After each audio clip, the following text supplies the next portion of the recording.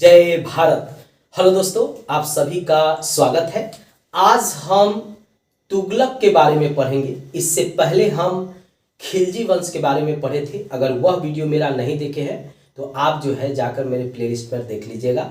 सल्तनत का मैं पार्ट बाई पार्ट बता रहा हूँ कि कौन से सुल्तान कितना इम्पोर्टेंट है एग्ज़ाम के व्यू से, और अलग अलग क्रम में बता रहा हूँ। आप मेरे प्रत्येक वीडियो को देखिएगा, तब आप दिल्ली सल्तनत के बारे में अच्छे ढंग से जानेंगे और उससे किस तरह से प्रश्न बनते हैं इसके बारे में भी आपको पता चलेगा। आइए हम शुरू करते हैं। आज तुगलक यानी ग्यासुद्दीन तुगलक से हम शुरू करते हैं। तुगलक वंश के संस्थापक ग्यासुद्दीन तुगलक था, उससे हम शुरू करते हैं।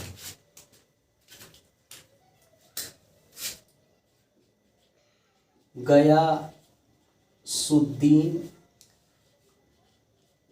तुगलक यह सुल्तान बना था 1320 में। पहले एक छोटा सा भारत का मैप बना लेते हैं ताकि आपको जो है समझने में आसानी रहेगा कि इसका शासन जो है कहाँ तक था। देखिए, मैप से समझना आसान होता है और हम आज प्रश्नों को भी देखेंगे कि इससे किस तरह के प्रश्न जो है एग्जाम में पूछे जाएंगे और आपको किस तरह से प्रश्नों को याद रखना है। ये पाकिस्तान है, पड़ोसी देश है, और ये अफगानिस्तान है। ग्यासुद्दीन तुगलक जो था यह तुगलक वंश का संस्थापक था, और इसने जो इसका जब सैनिक के रूप में यह कार्य कर रहा था उस समय इसका नाम गाजी मलिक था। पहले नाम गाजी मलिक। बार बार जो है पूछता है कि ग्यासुद्दीन तुगलक का पहले नाम क्या था, तो गाजी मलिक। इसने क्या किया था कि जो सुल्तान था उसकी हत्या करके यह शासक बना था, और सबसे पहले इसने नहर का निर्माण कराया था। बार बार पूछता है कि भारत में किस सुल्तान ने सबसे पहले नहर का निर्माण कराया था, तो ग्यासुद्दीन तुगलक ने कराया था। सबसे पहले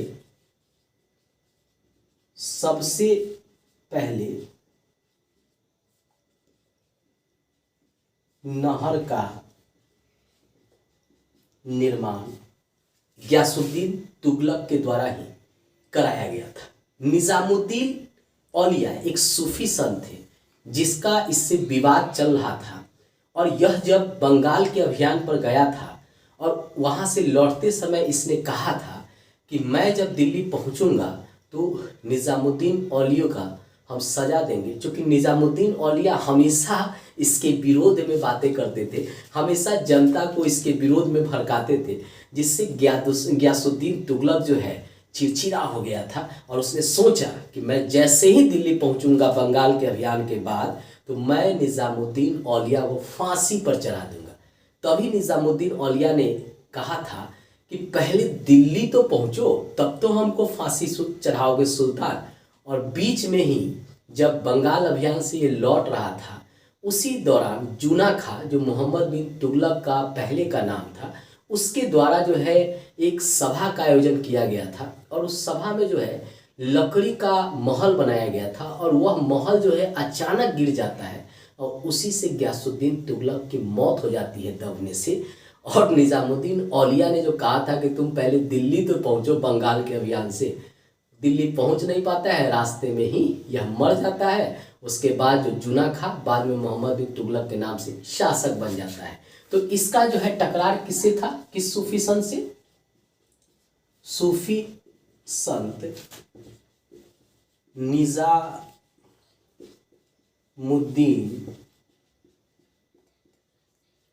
औलिया से इसका हमेशा जो है विवाद रहता था।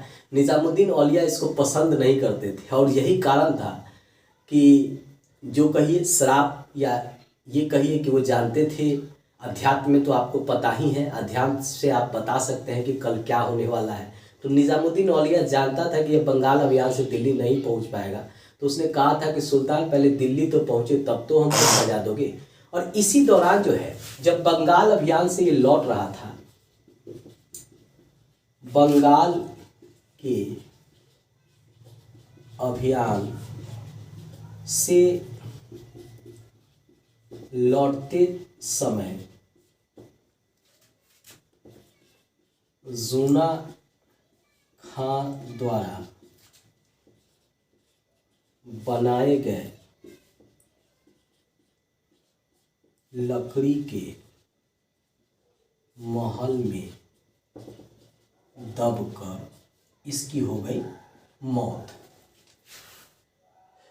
जूना खां जो बाद में मोहम्मद बिन तुगलक के नाम से शासक बनता है, कुछ इतिहासकारों का मानना है कि उसने जान से लकड़ी का जो महल बनाया था उसके पिलर कमजोर रखे थे।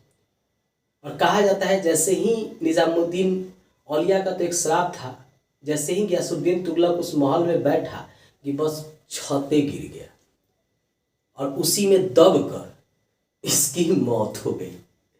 एग्जाम में पूछता है कि किस अभियान से लौटते समय गयासुद्दीन तुगलक की महल की छत गिरने से मौत हो गई थी। तो बंगाल के अभियान से लौट रहा था। अब अगला शासक जो है वह जूना खां बनेगा, जिसका नाम बाद में मोहम्मद बिन तुगलक के नाम से जानेंगे। अगला सुल्तान जूना खां, जो मोहम्मद बिन तुगलक के नाम से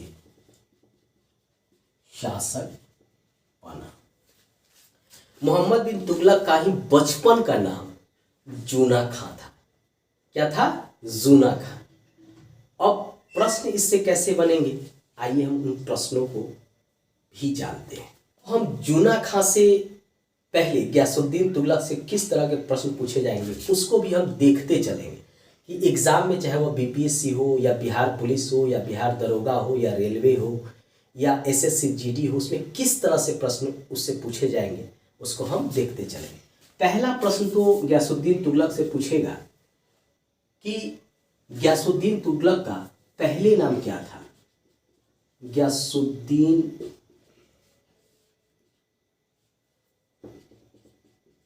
तुगलक का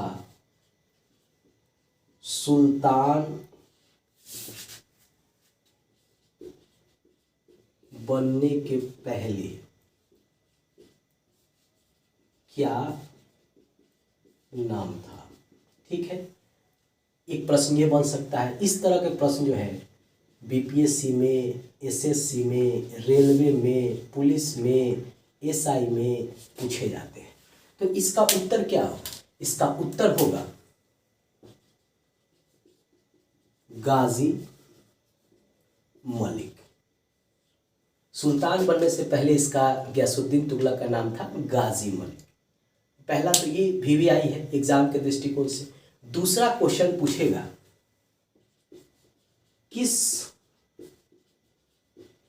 सूफी संत ने यह कहा था कि हजूर दिल्ली दूर अस्ति। किसने कहा था कि दिल्ली अभी बहुत दूर है गयासुद्दीन तुगलक को? तो निजामुद्दीन औलिया ने कहा था। क्या कहा था? निजामुद्दीन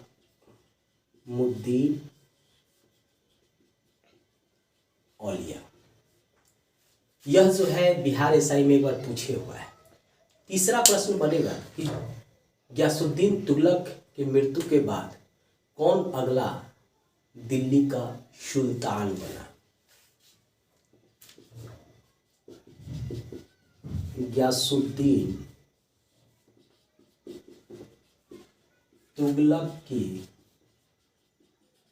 मृत्यु के बाद दिल्ली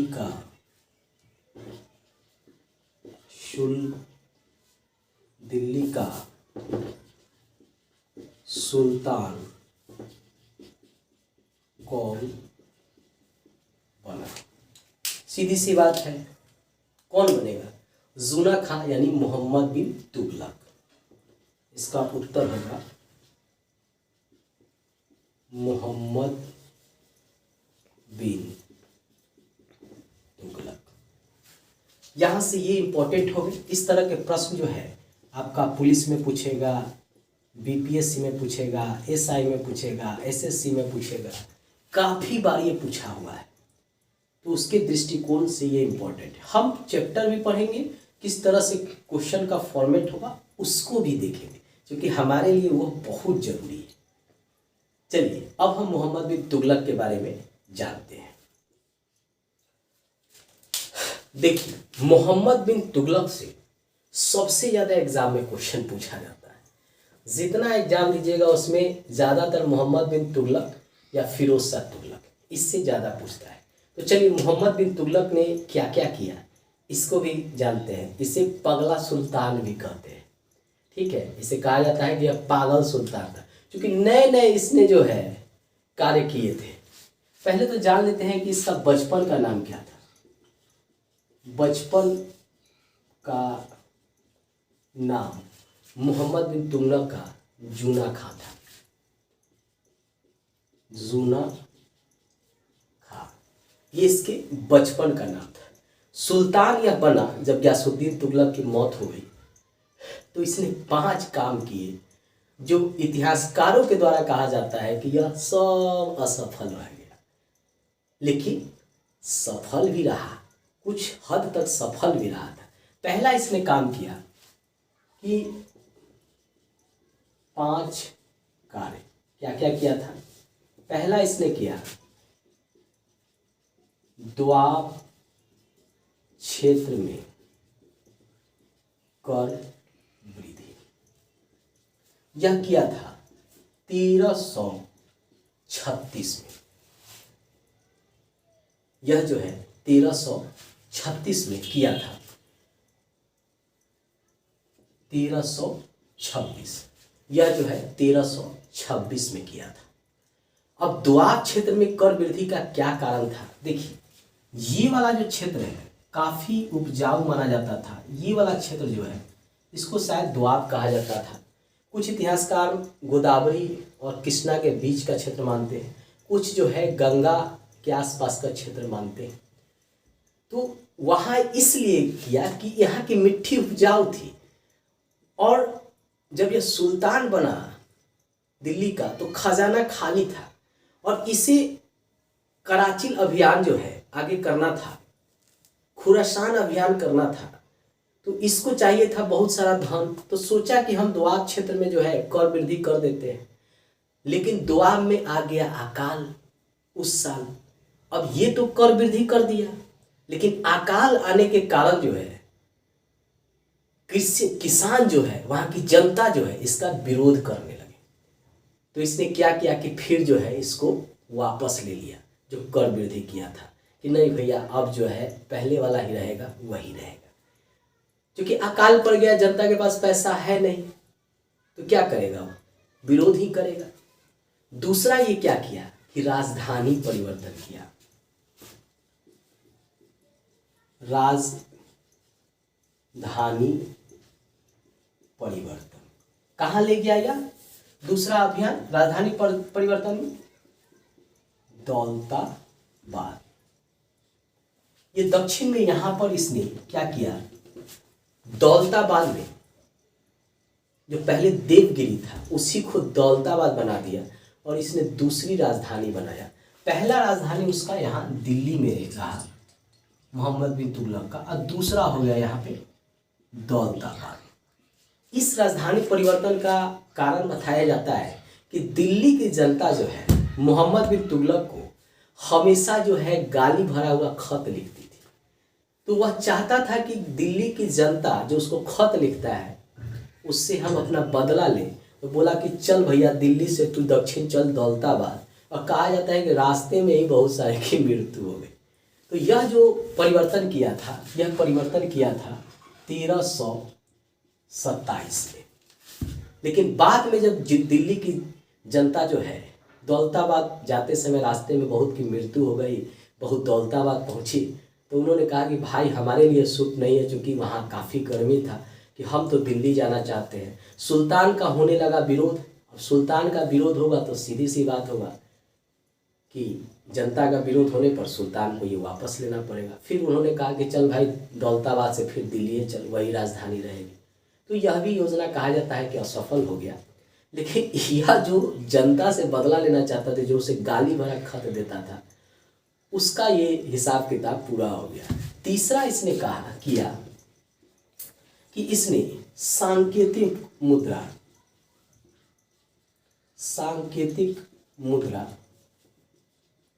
चांदी के बराबर तांबा या कांसा का जारी किया। यह भी जारी करने का इसका मुख्य कारण था कि उस समय जो है मध्य एशिया में काफ़ी जो है तनाव चल रहा था, जिससे चांदी जिससे सिक्का बनाया जाता था वह जो है उपलब्ध नहीं हो रहा था दिल्ली के सुल्तान को, जिसके कारण उन्होंने सोचा कि क्यों ना हम चांदी के जगह पे कांसा या तांबा का सिक्का चला लें, लेकिन वह चांदी के जो सिक्का है उसके बराबर हो। तो सोच तो प्रगतिशील था। जैसे मोदी जी 2016 में पैसा बंद कर दिए थे ताकि जो नकली नोट आ रहा था उस पर प्रतिबंध लगाया जा सके, तो इसने भी इससे पहले मोदी जी से पहले ये कर चुका था। लेकिन दिल्ली की जनता काफ़ी चालाक निकली। उसने क्या किया कि अपने घर में टकसाला बैठा लिया। टकसाला कहते हैं जहाँ पे सिक्का का निर्माण किया जाता है, और अपने घर में ही वो सिक्का जो है बना बना के व्यापारियों को देने लगा।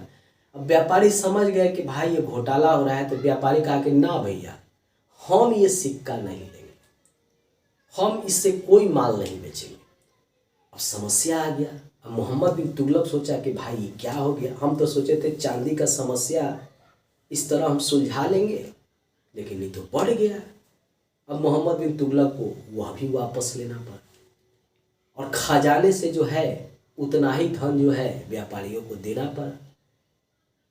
अब जितने लोग तांबा या कांसा का सिक्का बनाए थे वो खजाने में जमा किए।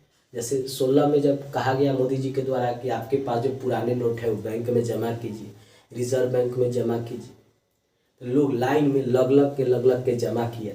तो उससे पहले ही किया था बेचारा, लेकिन असफल हो गया। वही चीन में भी सांकेतिक मुद्रा चलाया गया था तो सफल रहा था, क्योंकि सुल्तान वहाँ के जो राजा थे उन्होंने कठोरता से इसको लागू किया था, जिसके कारण चीन में सफल रहा। लेकिन मोहम्मद बिन तुगलक का यह असफल हो गया। तीसरा इसने काम क्या किया कि चौथा ये है खुरासान अभियान। यह अभियान जो है खुरासान अभियान, ये किया गया था 1329 में। और खुरासान अभियान जो है उसका पहले मुख्य उद्देश्य जान लीजिए। मध्य एशिया में वहाँ के सुल्तान थे, उनका आपस में ही विद्रोह हो गया था। आपस में ही जो उनके कुल थे वो आपस में लड़ रहे थे, और उसी का फायदा मिस्र के शासक मोहम्मद बिन तुगलक ये उठाना चाहते थे कि हम जो है इस रास्ते होते हुए और यहाँ जाएंगे, यहाँ पे हमला करेंगे और इस क्षेत्र को जो है हम मिला लेंगे। इसके लिए क्या किया कि इसने 3.5 लाख सैनिक जमा किया मोहम्मद बिन तुगलक, और उसको 1 साल का वेतन भी दे दिया कि हम तुम्हारा उपयोग खुरासान अभियान में करेंगे। लेकिन क्या हुआ कि यहाँ जो मध्य एशिया में जो रहने वाले सुल्तान थे, जिनका आपस में गृह युद्ध चल रहा था, इस समस्या सुलझ गया। अब ये मजबूत स्थिति में आ गए, तो उसके कारण जो है मोहम्मद बिन तुगलक को ये अभियान टालना पड़ा। अब सेना को गठित कर लिया था 3.5 लाख, तो वो क्या करता। तो वैसी स्थिति में उस सेना को भंग करना पड़ा, और 1 साल का जो वेतन दिया था तो खजाने पर उल्टा भार भी पड़ गया। यह भी अभियान इसका असफल माना गया। चौथा हो गया। अब 5वां इसने क्या किया, 5वां इसने कराची अभियान किया। कराचिल अभियान, ये इस क्षेत्र में था। ये वाला क्षेत्र जो था कराचिल था। यहाँ सोचा कि इस क्षेत्र को हम जीत के हम मिला ले नेपाल से ऊपर तिब्बत वाला भाग सब। लेकिन वहाँ का शासक तेज था, ठंडा का समय था। इधर से मोहम्मद बिन तुगलक की सेना जो है अंदर प्रवेश करती गई। राजा चालाक था वहाँ का, वह पीछे जो है हटता गया। अब इसकी सेना आगे बढ़ते जाए और वो पीछे हटते जाए। ठंडा काफ़ी था। ऐसे स्थिति में पूरी सेना ही मोहम्मद बिन तुगलक की जो है ठंड के कारण मर गया। कहा जाता है कि मत 5 सैनिक ही वापस लौट के आया था। तो यह भी बेचारे का अभियान जो है असफल रह गया। तो इसी कारण इतिहासकार मानते हैं कि ये सनकी था, पागल था, कुछ भी बिना सोचे काम कर देता था। आज जिसके कारण जो है उसको घाटा होता था, जो राजस्व है उस पर उसका भार पड़ जाता था। लेकिन नहीं, काम तो ये सब सही किया, लेकिन कहते हैं ना किस्मत में जो लिखा है वही होता है। बेचारे का सारा अभियान जो है असफल हो गया। लेकिन कुछ हद तक इसको सफल भी हम मान सकते हैं, क्योंकि इससे थोड़ा उसको फ़ायदा तो जरूर हुआ था। चलिए, क्योंकि फ़ायदा क्या हुआ, कराची अभियान में जो 3.5 लाख जो सैनिक को रखे हुए था, वेतन दिया था 1 साल का, उस सब को भेज दिया। जो खुरासान अभियान के लिए रखा था भेज दिया कराची में। जो अब सब जो है रस्तवे में मर गया, हो गया सुल्तान का। अब कौन आके विद्रोह नहीं करेगा, सुल्तान का तो फायदा हो ही गया। तो सुल्तान तेज था, उसने जो भी काम किया सोच समझ के किया। लेकिन इतिहासकार इसे पागल और सनकी कहते हैं। अगला जो है, इसने क्या किया, इसके समय में इब्न बतूता नामक एक यात्री मोरक्को से आया था। इसको इसने दिल्ली का काजी नियुक्त कर दिया। ये मोरक्को का था, अफ्रीका का, वहाँ से आया था। इसको काजी नियुक्त कर दिया। और काजी नियुक्त करने के बाद जो है इसको चीन भी भेजा कि जाइए मेरा दूत बन के वहाँ मेरे बारे में बताइए। और इसी इब्न बतूता ने रहेला नामक पुस्तक में अपने दिल्ली प्रशासन के बारे में वर्णन किया है। इब्न बतूता का पुस्तक का नाम है रहेला, ठीक है, ये इसकी पुस्तक का नाम है। और इसी में इसने मोहम्मद बिन तुगलक के प्रशासन के बारे में वर्णन किया है। इसके अलावा मोहम्मद बिन तुगलक के द्वारा कई कार्य किए गए थे, जिसमें दीवान अमीर कोही विभाग का भी गठन किया गया था, ताकि किसानों को कृषि के लिए अग्रिम ऋण दिया जा सके। उस विभाग का नाम था दीवान कोही।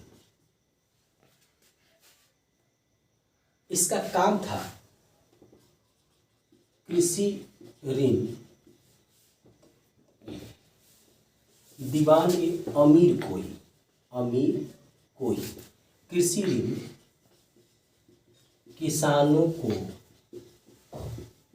प्रदान करना, ये इसका काम था। मोहम्मद बिन तुगलक ने उत्तर से लेकर दक्षिण तक राज्यों को जीता और उसको अपने क्षेत्र में मिलाया, लेकिन हमेशा उसके खिलाफ जो है विरोध होते थे। उसने क्या किया, इधर भी अभियान किया, इधर भी किया, यहाँ पूरा यह दक्षिण तक चला गया राज्य को जीतते हुए। लेकिन दक्षिण में 2 राज्य स्वतंत्र हो गए। एक विजयनगर जो 1336 में स्वतंत्र हो गया, और एक बहमनी राज्य जो 1347 में स्वतंत्र हो गया। आइए उसके कौन कौन शासक बने हैं उसके बारे में भी हम जानते हैं। देखिए, 1336 में विजयनगर की स्थापना हरिहर और बुक्का नामक भाई के द्वारा किया गया था। बुक्का, ये 2 भाई थे। उन्होंने अपने गुरु माधव विद्यारण के दिशा निर्देश यानी उनके कहने पर, उनकी प्रेरणा से उन्होंने विजयनगर की स्थापना किया था। इन दोनों के गुरु का नाम था माधव विद्यारण। ये गुरु थे हरिहर और बुक्का के। पहले ये काकतीय वंश के अंतर्गत थे, बाद में जो है इनको पकड़ के दिल्ली लाया गया और हरिहर बुक्का को मुसलमान बना दिया। पहले ये हिंदू थे।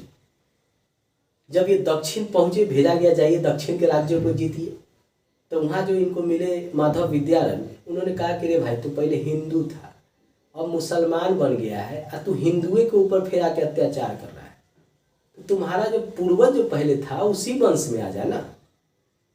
अब बेचारा जो हरिहर बुक्का को लगा बात तो गुरुजी सही कर रहे हैं, तो इसने क्या किया कि एक स्वतंत्र राज्य बना दिया विजयनगर, और मोहम्मद बिन तुगलक से जो है अपने आप को स्वतंत्र करा लिया। मोहम्मद बिन तुगलक गया था, लेकिन यह उसके बाद स्वतंत्र ही रहा है। फिरोज शाह तुगलक के समय भी इस पर जो है अधिकार नहीं किया जा सका। तो विजयनगर के संस्थापक हरिहर और बुक्का, इनके गुरु थे माधव विद्यारण। काफ़ी बार पूछता है कब, तो 1336। अब है दूसरा राज्य जो दक्षिण में स्थापित हुआ था, वह हुआ था 1347 ईस्वी में। वह मनी राज्य, इसकी स्थापना किया था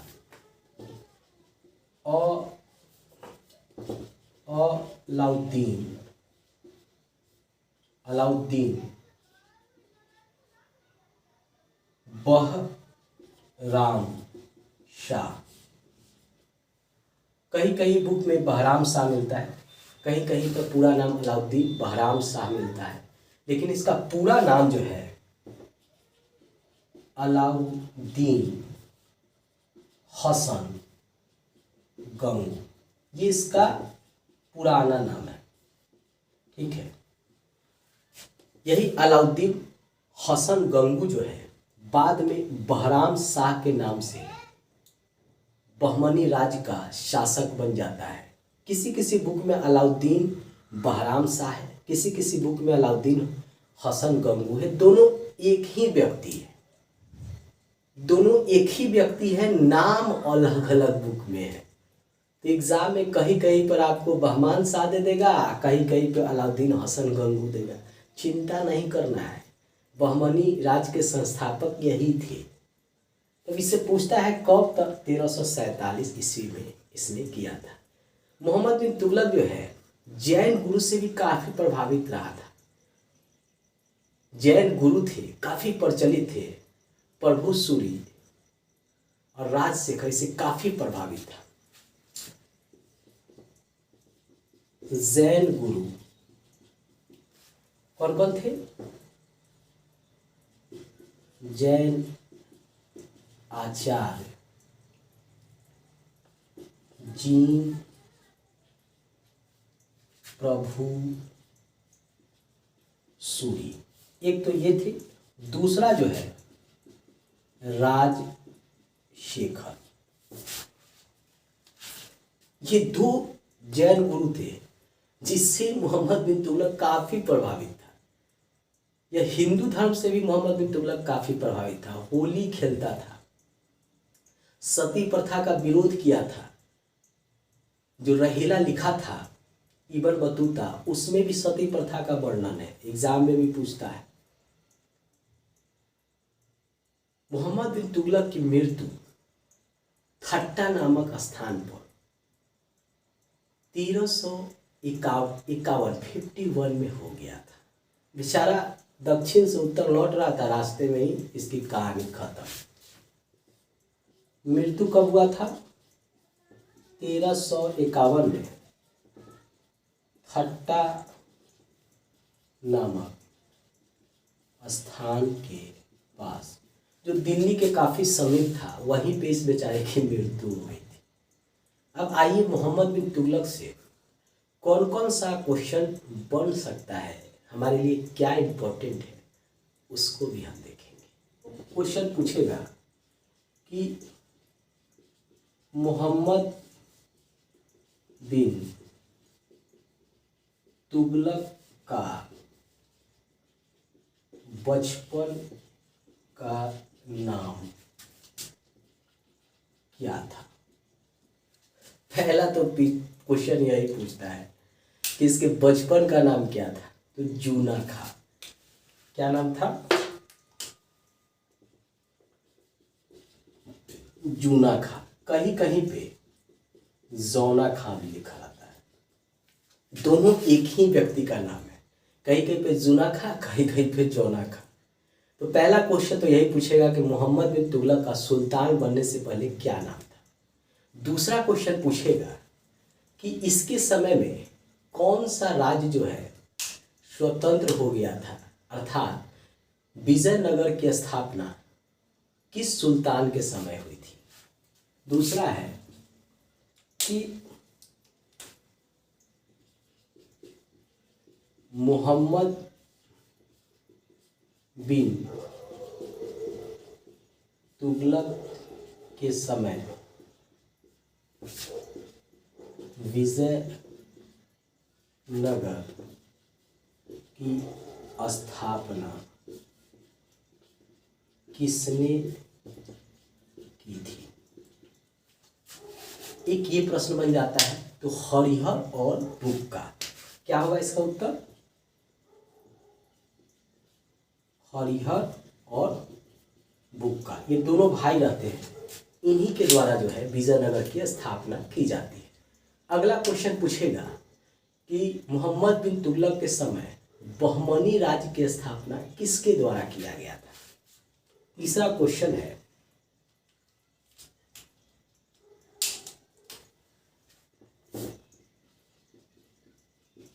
मोहम्मद बिन तुगलक के समय बहमनी राज्य की स्थापना किसने किया था। यह भी एक प्रश्न है। तो किसने किया था? अलाउद्दीन, हसन गंगू या बहराम शाह। इसका उत्तर क्या हो जाएगा? अलाउद्दीन, हसन गंगू या बहराम शाह। दोनों नाम एक ही व्यक्ति का है। अलाउद्दीन हसन गंगू जब बहमनी राज्य से पहले उसका नाम था, बाद में जब बहमनी राज्य का स्थापना करता है तो बहराम शाह कर देता है। और इसकी स्थापना कब होता है? 1347। इसका कब होता है? 1336 ईस्वी में। ठीक है, इसको भी याद रखिएगा। अगला प्रश्न है कि कृषि में सुधार के लिए कौन सा विभाग का निर्माण किया गया था। दीवान-ए-अमीर कोही। अगला क्वेश्चन है कृषि के क्षेत्र में सुधार के लिए कौन सा विभाग मोहम्मद बिन तुगलक के द्वारा बनाया गया था। ये सबसे बार एग्जाम में पूछा है ये क्वेश्चन। तो दीवान-ए-अमीर कोही। इसका उत्तर क्या हो जाएगा? इसका उत्तर हो जाएगा दीवान-ए-अमीर कोही। यह जो है कृषि में सुधार के लिए यह विभाग गठित किया गया था ताकि किसानों को अग्रिम ऋण जो है हम दे सकें। तो ये विभाग था। एक और प्रश्न बनता है कि मोहम्मद बिन तुगलक की मृत्यु कहाँ हुई थी। तो थट्टा नामक स्थान पे। एक और प्रश्न बनता है कि इब्न बतूता किसके समय जो है भारत आया था। तो मोहम्मद बिन तुगलक। एक और बनाता है प्रश्न कि मोहम्मद बिन तुगलक के समय इब्न बतूता दिल्ली आया था। तो उसे कौन सा विभाग दिया गया था या किस पद पर नियुक्ति हुआ था, तो काजी के पद पर। एक और प्रश्न बनता है कि इब्न बतूता ने किसमें मोहम्मद बिन तुगलक के बारे में वर्णन किया है, तो अपनी पुस्तक रहेला में। तो ये सब प्रश्न है, उसको जरूर आप याद रखिएगा। चलिए अब फिरोज शाह तुगलक के बारे में जानेंगे। मोहम्मद बिन तुगलक के बाद अगला सुल्तान उसका चचेरा भाई फिरोज शाह तुगलक बनता है। कौन बनता है? फिरोज शाह तुगलक। इसके शासन बनने के समय दो घटनाएं होती है। पहला तो है कि दक्षिण में इधर के सारे राज्य इसके नीचे के ये सब स्वतंत्र हो जाते हैं। अब इसका बस इतना ही बड़ा क्षेत्र पर जो है शासन रहता है। एक बार जो है फिरोज शाह तुगलक जो है बंगाल के अभियान पर जाता है। एक बार वह ज्वालामुखी मंदिर को भी लूटता है। और इसके साथ सबसे बड़ी समस्या था कि इसकी माँ हिंदू थी और पिता इसका मुसलमान था। अब जनता जो है अधिकतर हिंदू थी, लेकिन शासन पर अधिकार जो है मुसलमानों का था। तो मुसलमानों का सहयोग प्राप्त करने के लिए इसने सबसे पहले हिंदू ब्राह्मण पर भी जजिया लगाया था और एक ब्राह्मण को भी जिंदा जला दिया था, ताकि मुसलमानों का सहयोग जो है इसको मिलता रहे। तो सबसे पहले इसने क्या किया था कि जजिया नामक कर जो है लगाया था। जजिया कर ब्राह्मणों पर भी लगाया। इसने जजिया कर ब्राह्मणों पर भी लगा दिया। इसके अलावा पहले से चले आ रहे 24 प्रकार के कर को समाप्त कर दिया। 24 प्रकार के कर को समाप्त कर दिया और मात्र 4 कर इसने रखा: खुम्स, खराज, जजिया और जकात। 4 कर जारी रखा। कौन कौन? खराज, खुम्स या लूट का धन होता था, जजिया और चौथा जकात। यह गैर हिंदू से लिया जाता था जजिया, और जकात मुसलमानों से लिया जाता था। खराज भूमि कर होता था। इसके अलावा इसने सिंचाई का भी उत्तम प्रबंध किया। इसके लिए कर लेता था हक ए सरवर, हक ए शर कर। यह था सिंचाई कर, जो 1/10 होता था। ये एक प्रकार का कर था, सिंचाई कर था, जो 1/10 भाग होता था। इसको भी यह लेता था। मतलब एक नया प्रकार का कर शुरू किया। इसने भी सिक्का चलाया, अर्धा और बीख नामक सिक्का इसने चलाया था। सिक्का जारी किया 2, पहला अर्धा, दूसरा बीख। ये 2 प्रकार का सिक्का जो है फिरोज शाह तुगलक ने जारी किया था। इसने एक पुस्तक भी लिखा था। उस पुस्तक का नाम है फतुहात ए फिरोज शाही। पुस्तक लिखा, उसका नाम था फतुहात ए फिरोज शाही।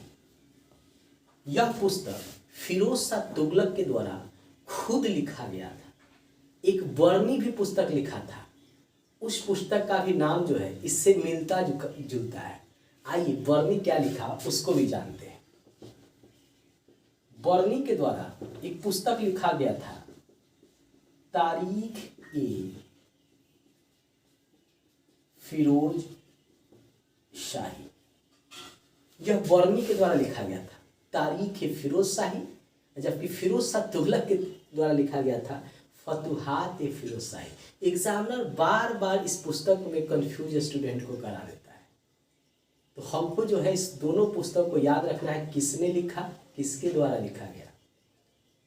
इसके अलावा इसने कुछ विभाग का भी निर्माण किया गया था। उस विभाग का क्या क्या काम था, आइए उसको भी जानते हैं। पहला इसने विभाग शुरू किया था, उसका नाम है दीवान ए बंदगान। यह दासों से संबंधित विभाग था। फिरोज शाह तुगलक के दरबार में कहा जाता है कि 1,80,000 मतलब 1,80,000 फिरोज शाह के पास जो है दास था। तो सीधी सी बात है, दास अगर आप रखे हैं तो उसके लिए व्यवस्था भी करना पड़ेगा। तो एक विभागे बना दिया, दीवान ए बंदगान। यह दासों से संबंधित विभाग था। इसके अलावा एक और विभाग बनाया था, आइए क्या काम था उसको भी जानते हैं। एक और विभाग बनाया, उसका नाम रखा दीवान ए इस्तिहास। कहीं कहीं पे इस्तिहाक। इसमें था कि जो लोग अच्छे काम करते थे उनको पुरस्कृत किया जाता था, यानी उनको पैसा दिया जाता था पुरस्कार स्वरूप। इसके अलावा एक और विभाग का निर्माण किया गया, दीवान खैरात। दीवान ए खैरात, यह विभाग का काम था कि जो गरीब मुस्लिम महिला है उसके विवाह के लिए, शादी करने के लिए, गरीब लड़की जो मुसलमान के है, मुस्लिम जो गरीब लड़की है उसके विवाह के लिए सुल्तान के द्वारा कुछ रकम दिया जाता था। यही इस विभाग का काम था। इसके अलावा इसने कई काम किया था। इसने बहुत सारे नहरों का निर्माण किया गया जो आज आप देखते हैं। जैसे पाकिस्तान में 6 नदी भारत से बहता है। एक तो सिंधु नदी इधर से इधर, फिर यहाँ से जो है वह बनता है कौन सा, तो सिंधु नदी जो मानसरोवर से निकलता है, भारत से होते हुए पाकिस्तान जाता है। उसके अलावा झेलम नदी जो श्रीनगर से निकलता है। उसके अलावा चेनाब नदी जो आगे झेलम से मिल जाता है। उसके अलावा रावी नदी। उसके अलावा जो है यहाँ से ब्यास नदी, और फिर जो है राकसताल से सतलज नदी, और बाद में सब नदी सिंधु नदी से मिल जाता है जो पाकिस्तान में बहता है। इन सभी से नहरों का निर्माण किया था बड़े पैमाने पर, ताकि सिंचाई हो सके। यानी नहरों का निर्माण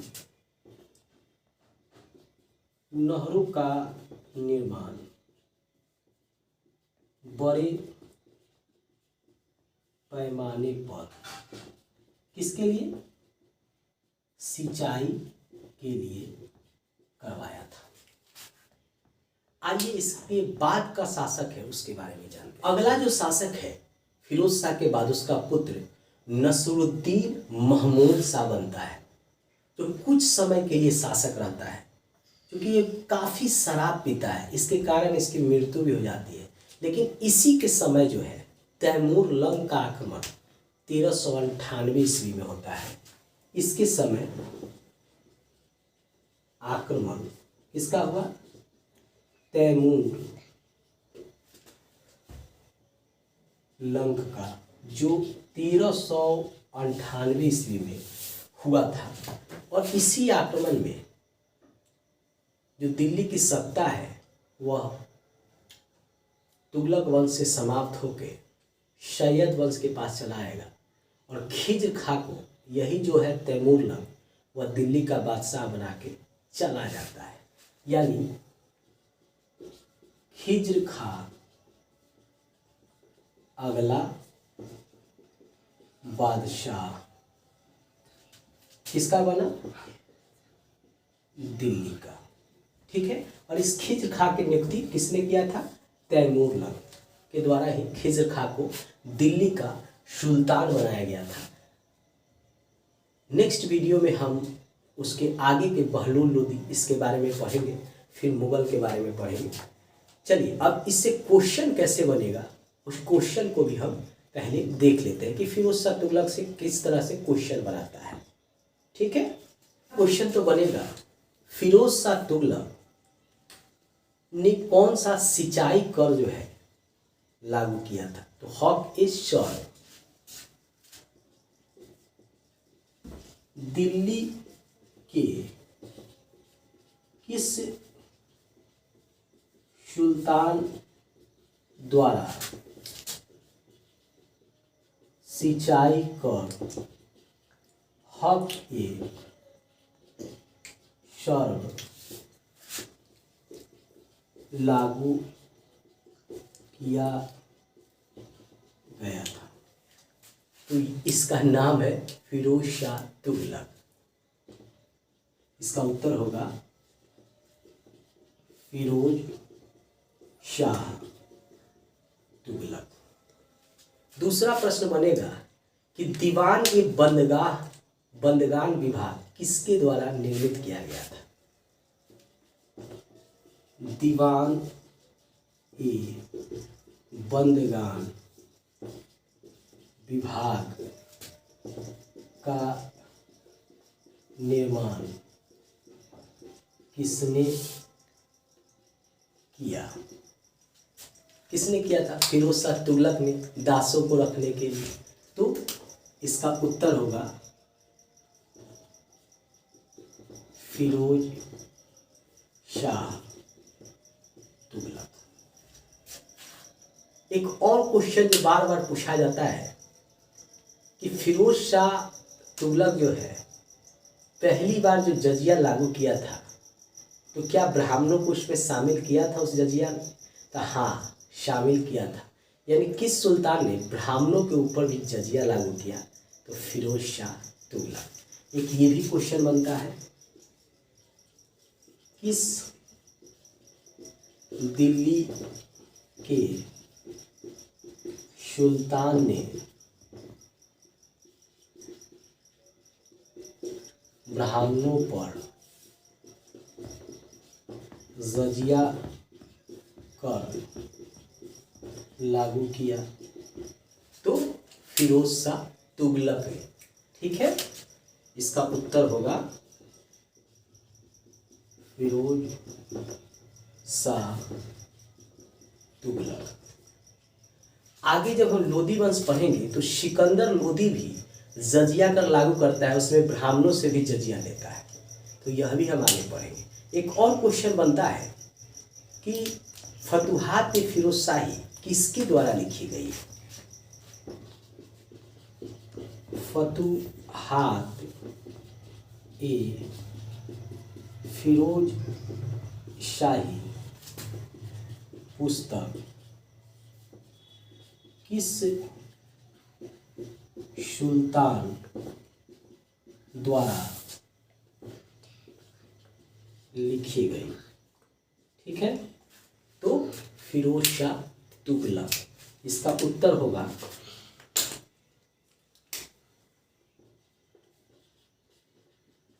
फिरोज शाह तुगलक। एक सबसे ज्यादा क्वेश्चन जो है पूछता है कि तैमूर लंग का आक्रमण किस सुल्तान के विरुद्ध हुआ था। ठीक है, एक क्वेश्चन सबसे ज्यादा पूछता है कि 1398 ईस्वी में तैमूर लंग का आक्रमण किस सुल्तान के विरुद्ध हुआ। तो इसका उत्तर होगा नसरुद्दीन। इसका उत्तर क्या होगा? नसरुद्दीन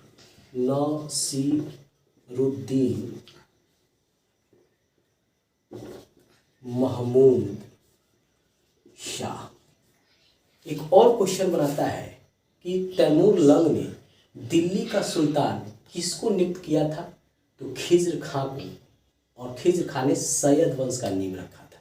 तो दोस्तों किस तरह से प्रश्न बनते हैं उसको मैंने आपको बता दिया। अब ये प्रश्न जो है कहाँ पूछे जाएंगे, तो ये प्रश्न जो है बीपीएससी में, एसएससी जो आपका जीडी है, एसएससी का जीडी उसमें आएगा, रेलवे में आएगा, बिहार एसआई में आएगा, पुलिस में आएगा, टीचर का एग्जाम होता है उसमें भी यहाँ से एक दो प्रश्न पूछ देता है जो सोशल साइंस वाले हैं। तो इसी तरह का प्रश्न पूछा जाता है। तो हम चैप्टर पढ़ेंगे और प्रश्नों को भी देखेंगे। अगर मेरा प्रयास अच्छा लगे तो लास्ट में हम यही कहेंगे, भैया घंटी थोड़ा दबा देना और वीडियो को सब्सक्राइब जरूर कर लेना, देखा शेयर भी कर देना, ताकि मेरा मेहनत और आपका सफलता दोनों मिलकर एक नया मुकाम ला सके। Bye bye.